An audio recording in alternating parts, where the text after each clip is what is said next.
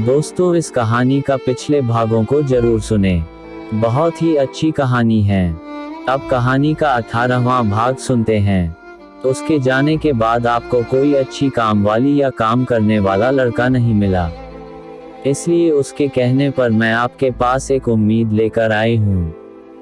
काफी कोशिश करने के बाद भी कोई काम नहीं मिला, तो मैंने सोचा कि क्यों ना आपके घर कुछ काम हो तो मुझे बताओ, जिससे आपका भी काम हो जाएगा और मुझे और मेरे बच्चों को भी 2 वक्त का खाना नसीब हो जाएगा। यह सुनकर पूर्वी की माँ बोली, अरे जान ने पहचान, और मैं तेरा मेहमान, ऐसे कैसे तुझे काम पर रख ले, तुझे हम जानते भी नहीं, कल को क्या भरोसा तेरा कि तू घर को साफ कर भाग गई तो हम कहाँ पकड़ेंगे तुझे। यह सुनकर कमली बोली, अरे मैम साहब, अगर आपको मेरे पर विश्वास ना है ना तो यह रहा मेरा आधार कार्ड। यह कहकर उसने अपना आधार कार्ड निकाला जो कुछ ही दिन पहले अमित ने उसे बनवा कर ला कर दिया था। और यह रहा हमारा मोबाइल, जब मैं काम पर हूँ तो आप मेरा महारा मोबाइल और हमारा आधार कार्ड अपने पास रख लिया करो, और जब वापस जाऊं तो दे दिया करो। हमारे मोबाइल में हमारे फोटो नंबर सब कुछ है और आधार कार्ड में पूरा पता है। मेम साहब, आप इन्हें रख लो, और आपके पुराने नौकर शेरों पर आपको विश्वास है ना तो उससे फोन कर भी पूछ लो, लेकिन महारे को काम पर रख लो, मुझे काम की बहुत जरूरत है। इस कोरोना की वजह से महारा काम धंधा बंद हो गया। नहीं, मैं और महारा आदमी दोनों मिलकर सड़क पर चाट पकौड़ी की ठेली लगाते थे, लेकिन यह इस कोरोना की वजह से हमारा धंधा बिल्कुल ही चौपट हो गया और हमारी बच्चे भूखे मरने की कगार पर आ गई। मैम साहब, आपकी बड़ी मेहरबानी होगी मुझ जैसे गरीब को काम पर रखकर, जिससे मुझ जैसे गरीब के बच्चों को 2 वक्त का खाना नसीब तो होगा। उसकी दुख भरी कहानी सुनकर जैसे पूर्वी की माँ का दिल पिघल गया हो और वह बोली, अच्छा ठीक है, मैं तुझे काम पर रख लूंगी, लेकिन पहले शेरू से पूछ कर तो तसल्ली कर लूं। यह कहकर उसने अपना मोबाइल निकालकर शेरू को फोन लगाया।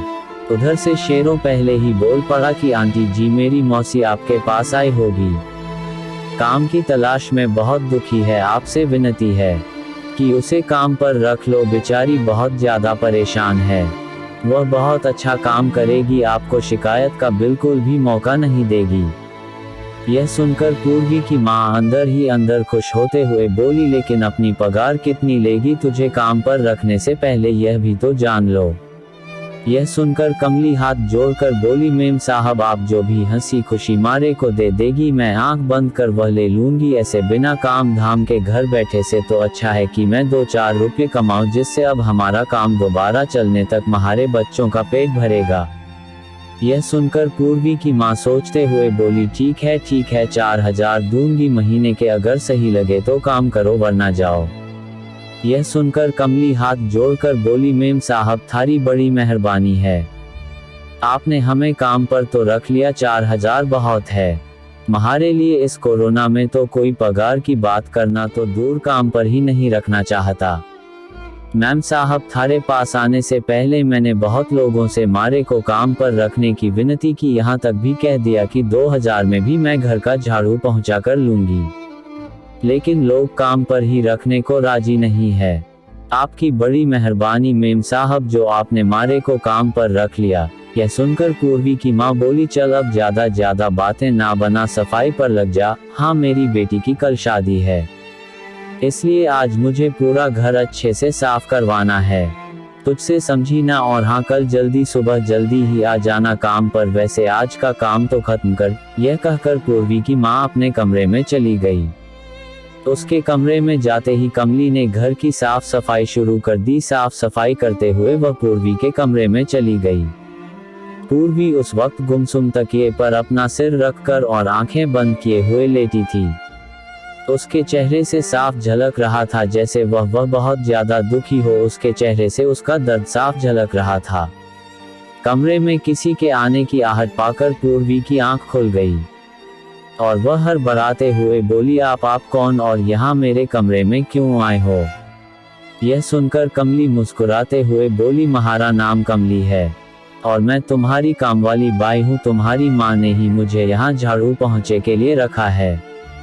दीदी मेम साहब का कहना है कि कल तुम्हारी शादी है, इसलिए आज पूरा घर अच्छे से साफ करना है, इसलिए थारे कमरे की भी सफाई करने के वास्ते मैं यहाँ आ गई। यह सुनकर पूर्वी बोली, हाँ हाँ जल्दी से मेरे कमरे की सफाई भी कर लो, मुझे अकेले रहना है। यह सुनकर कमली बोली, ठीक है दीदी। कमली पूर्वी की तरफ ध्यान रखे हुए थी। पूर्वी जैसे अपनी आंखों में आए आंसुओं को छुपाने का असफल प्रयास कर रही हो। जब पूर्वी का ध्यान कमली की तरफ बिल्कुल नहीं था, तो कमली काम करने के बहाने अपने साथ लाया हुआ एक छोटा सा खुफिया कैमरा जो उसने शेरू से मंगवाया था और शेरों से उसे चालू बंद करना भी सीख लिया था, उससे पूर्वी के कमरे में रखे हुए एक प्लास्टिक के गुलदस्ते में छिपा दिया, जिससे वह कैमरा किसी को बाहर से बिल्कुल भी नजर ना आ सके और कैमरे में सारे कमरे की घटना अच्छे से कैद हो जाए। कैमरा छुपाने के बाद और घर की सफाई करने के बाद कमली वापस अपने घर आ गई। शाम को जब अमित घर वापस आया तो बोला, माँ आपने पूर्वी के घर का पता लिया था ना, आप गई थी वहाँ, पूर्वी कैसी है? आपने कुछ बात की पूर्वी से और उसके घर वालों से? यह सुनकर कमली मुस्कुराते हुए बोली, बेटा चिंता मत करो, देखना कल पूर्वी की शादी उस हैवान से होगी। यह सुनकर अमित हैरान होते हुए बोला, लेकिन वह कैसे माँ? तब कमली मुस्कुराते हुए बोली, बेटा अपनी माँ पर विश्वास है ना तुझे, तो अपनी माँ पर विश्वास कर, अब जल्दी से हाथ मुंह धो ले, मैं शाम के चाय नाश्ते के लिए शेरू से बोलती हूँ। यह सुनकर अमित बोला, ठीक है माँ, और अपने कमरे में चला गया। कमली अब कल की योजना की अपने मन ही मन में तैयारी करने लगी। दोस्तों इस कहानी का अगला भाग कल आएगा, तो आप हमारे चैनल को जरूर सब्सक्राइब कर लें और दोस्तों इस कहानी के लिए कमेंट करें। तो मिलते हैं अगले भाग में। धन्यवाद दोस्तों।